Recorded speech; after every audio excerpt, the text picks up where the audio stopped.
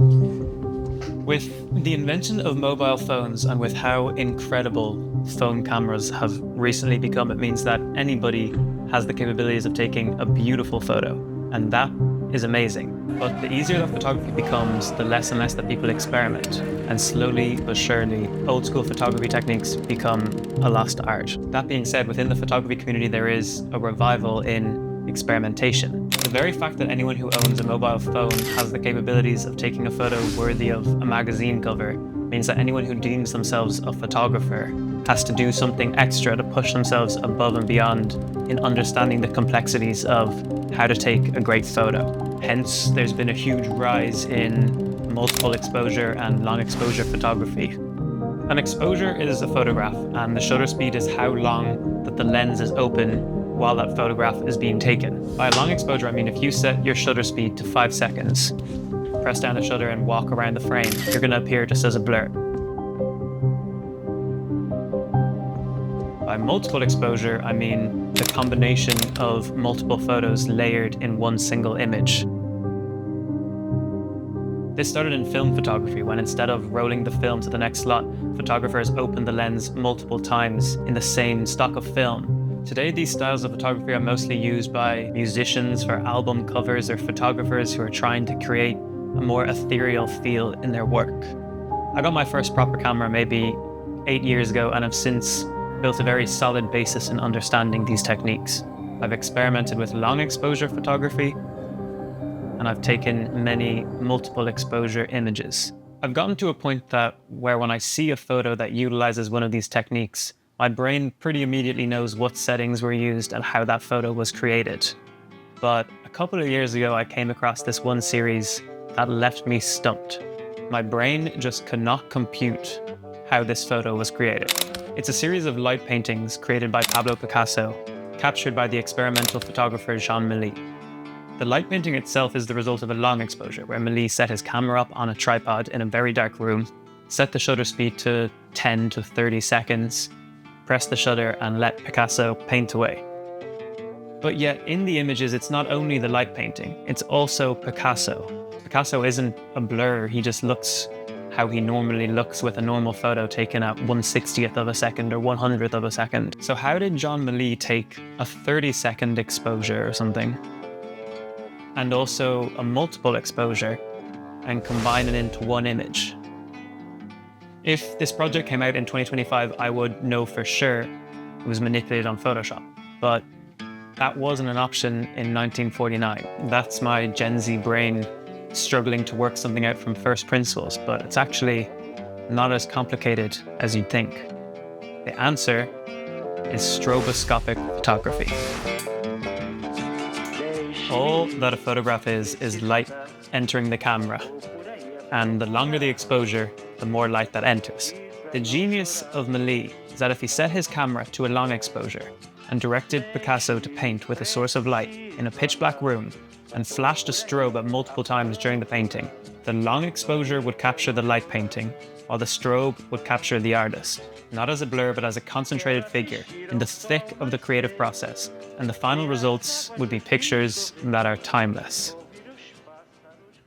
How bloody cool is that? So that's the explanation portion of this video finished, but what kind of a self-proclaimed creative would I be if I didn't try and recreate some of that magic of Gjon Milli and Pablo Picasso from 75 years ago?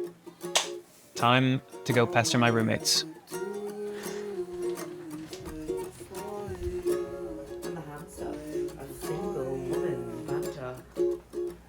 You ready?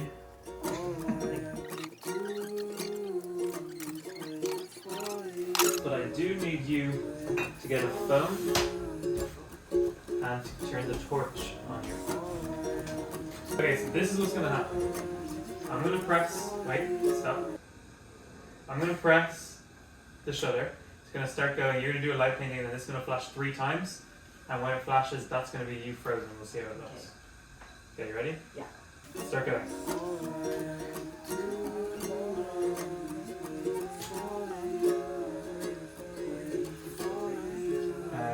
It's funky.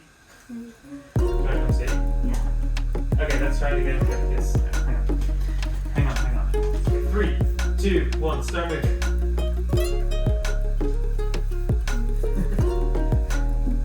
Start moving.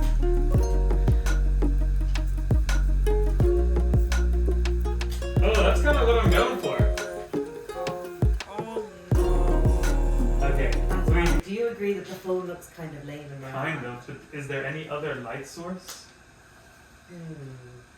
Okay, let's see. Hang on. I feel like I need to move around a bit more. You need to be looking at the flame. He's always looking at the flame when he's painting. Ready? Okay. 3, 2, 1.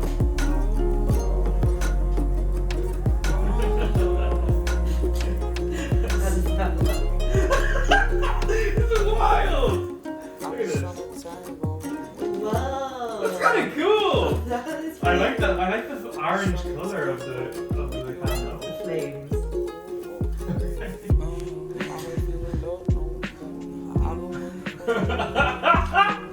It's cool!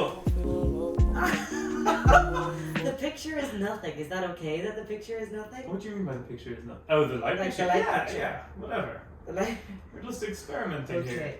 Your frame is gonna be like Okay. that.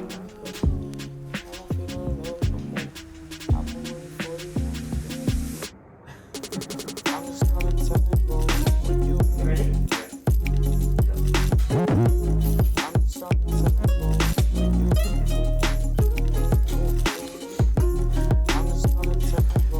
There you go. Let's do a zoom daddy one. Yeah, let's get right again. You have to move your head a lot to begin, okay? Okay. You ready? Yeah. Go.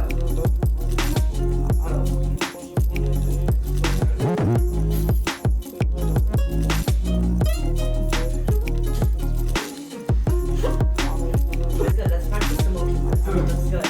Boom. Ready? It goes boom, boom, boom, boom, boom. 5 big moves. And go.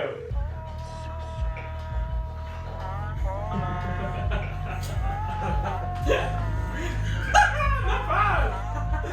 Freaky. It's kind of scary. Whoa. What's that? The lights and the sunlight. You ready? Yeah. 3, 2, 1. Ooh! Oh, that looks great! I think it could do even better. Alright, that's pretty funky though. Very pretty anyway.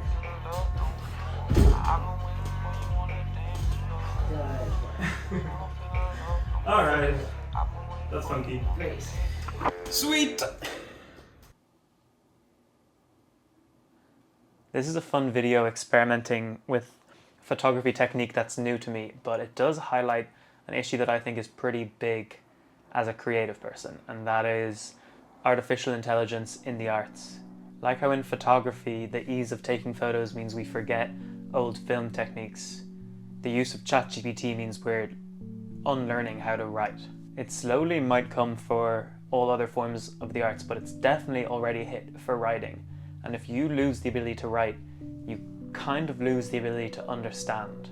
I use AI to condense large amounts of data that I don't want to sift through into smaller bite-sized pieces. I ask it for advice, and if I'm really struggling with a creative project, I'll get it to help me reword things. But then I'll listen to what it says and then do what I think is best. And in my eyes, in any sort of creative setting, that is all that AI should ever do. I had a friend visit who put 2 pairs of shoes into ChatGPT and asked ChatGPT which one is more in vogue in the world of business. And she bought one of those pairs of shoes. And I asked her whether that was the pair of shoes she liked more. And she said no, but ChatGPT said it was more stylish. And that scared me beyond belief. I cannot fathom sacrificing your own opinions and your own taste to what ChatGPT says. And if you're using AI to write the first draft of an essay or the first draft of an email, or you're trusting its opinions above your own, then what is the point? Easier and more convenient does not equal better. In fact, probably the opposite. Yeah, you may get your project finished faster, but you're gonna miss out on a whole lot of learning. And in the long run, it's really gonna hurt you. And on a big scale, it's gonna really hurt humanity. Not to mention you're diminishing your taste in the process. If you're still watching, thanks for watching this non-AI generated video the whole way through. See ya.